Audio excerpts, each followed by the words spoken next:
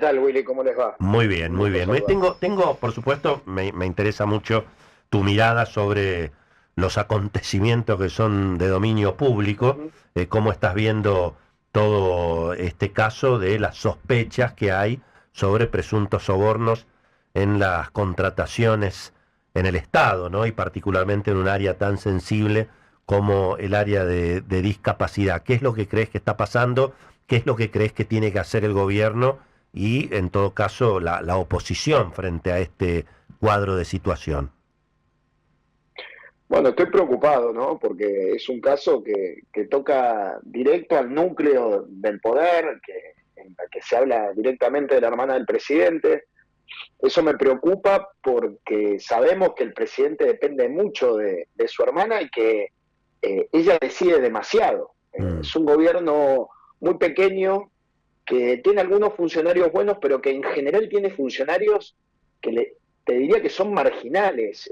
A mí, Españolo ya era un funcionario que lo venía viendo con mucha preocupación, porque me acuerdo que el año pasado había escrito resoluciones desde la agencia que él manejaba con términos espantosos contra los discapacitados, no estaba actualizando las prestaciones porque decía bueno, que había que hacer un ajuste y no importaba si a una persona hacía más de un año que atendía a alguna gente con discapacidad y cobraba lo mismo, entonces estaban dejando esos trabajos y al mismo tiempo nos acusaba a los que les decíamos prestenle atención a esto de, no sé, de querer votar con el kirchnerismo y tratamos de no tener que hacer una ley para actualizar las prestaciones.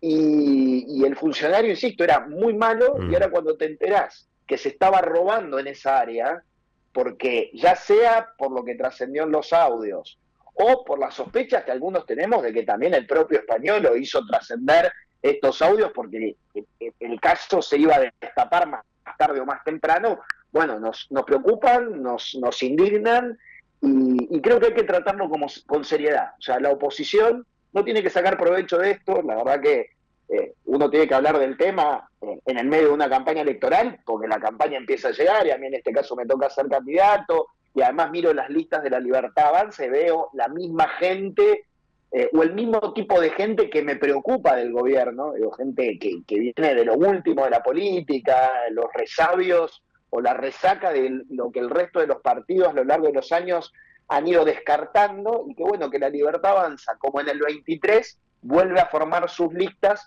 con ese tipo de gente. Entonces, el tema se va a mezclar en la campaña, lamentablemente, querramos o no. El gobierno está empezando a decir esto fue una operación, primero estuvo muy callado, Ujú, y yo creo que si estuvo tan callado es porque hay algo claro. bueno, que es cierto, algo que les preocupa. Ujú. Y a propósito de la campaña electoral, ¿cuál es tu opinión de la estrategia típica, digamos, del gobierno de plantear, bueno, yo o el caos, ¿no? Es decir, el que no vota a los candidatos de Milei está siendo funcional al kirchnerismo, no hay espacio para de las terceras vías, eso votar al oficialismo o permitir el regreso del kirchnerismo nunca más. ¿Cómo ves esa estrategia? Y en todo caso, si crees que va a ser efectiva.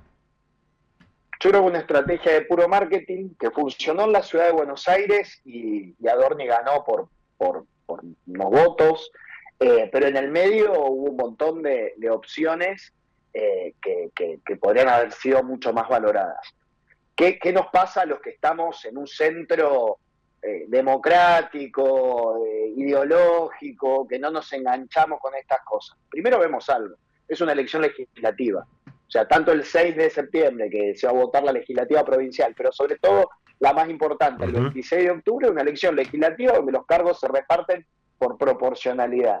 Y cuando yo miro los momentos más complicados que tuvo el gobierno, la primera parte de la ley bases, o el acuerdo con el fondo en marzo de este año, los diputados que más conspiraban contra que las cosas salgan bien eran los propios diputados del gobierno, Mm. porque se peleaban entre ellos, uno veía sus internas, veía el bajo nivel y te decían, bueno, es que, o yo hablo con el gobierno y trato de colaborar, te decían, bueno, es que armamos las listas como pudimos en el 23 y estaba Kikuchi, no sé quién más. Bueno, pero ahora volvieron a armar con la misma calidad de gente. Entonces, la verdad que es solo una estrategia de marketing, porque acá unos vivos armaron listas bastante mediocres y bastante preocupantes y nos dicen que si no los votamos a ellos no se va a garantizar la gobernabilidad. Y nosotros cada vez que tuvimos que tener templanza, responsabilidad, la hemos tenido. Y cada vez que tuvimos que poner un límite, no sé, con Ariel Lijo, con el señor del tabaco, en fin, con los curros de Tierra del Fuego, con alguna otra cosa lo pusimos. Y cada vez que tuvimos que escuchar a los más vulnerables, como con los jubilados o con los discapacitados, tratamos de buscar una solución razonable, sin afectar el plan de estabilización del gobierno. Lo que pasa es que el gobierno no quiere que haya otra alternativa que no sea el horrible kirchnerismo, que desde mi punto de vista no vuelve porque está agotado como modelo. Todos los modelos más tarde o más temprano se agotan. Entonces, esa gente no va a volver. Lo que nosotros apostamos es a construir, aunque sea con una semilla ahora en esta elección, una alternativa para el futuro, porque tarde o temprano Milei va a cansar. Yo creo que más temprano que tarde. Te hago la última. Te hago la última pregunta. Estamos hablando con Juan Manuel López, diputado nacional de la Coalición Cívica. Hoy en las páginas políticas de los diarios se informa que la oposición avanza con una norma para limitar los decretos presidenciales. Hoy, para que un decreto presidencial eventualmente sea observado o volteado en el Congreso, tiene que estar, digamos, el rechazo de las dos cámaras, tanto de diputados y de senadores. Eso fue modificado justamente en ese sentido por Cristina Kirchner para beneficiar los decretos de Néstor Kirchner en su momento, pero históricamente con que una sola cámara se insistiera en una ley, los vetos presidenciales y los decretos estaban limitados. ¿Qué significa esto? Y en todo caso, ¿qué es lo que está pasando acá? Bueno, me parece que lo que está viendo un sector de la oposición, o mejor dicho, toda la oposición, pero desde distintos puntos de vista. Nosotros fuimos republicanos toda la vida en la Coalición Cívica y siempre criticamos el decreto de necesidad de urgencia, que es básicamente sacar una ley firmando solo el presidente y los ministros, no pasando por las dos cámaras del Congreso.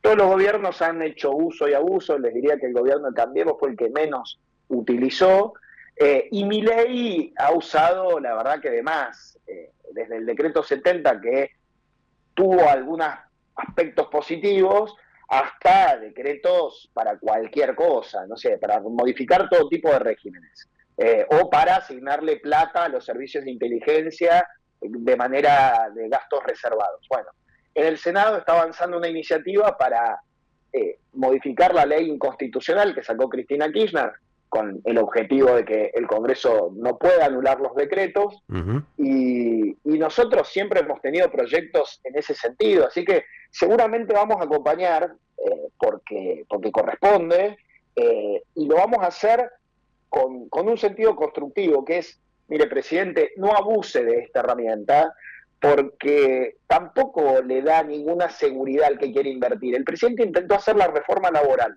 por decreto de necesidad de urgencia, a principio del año pasado.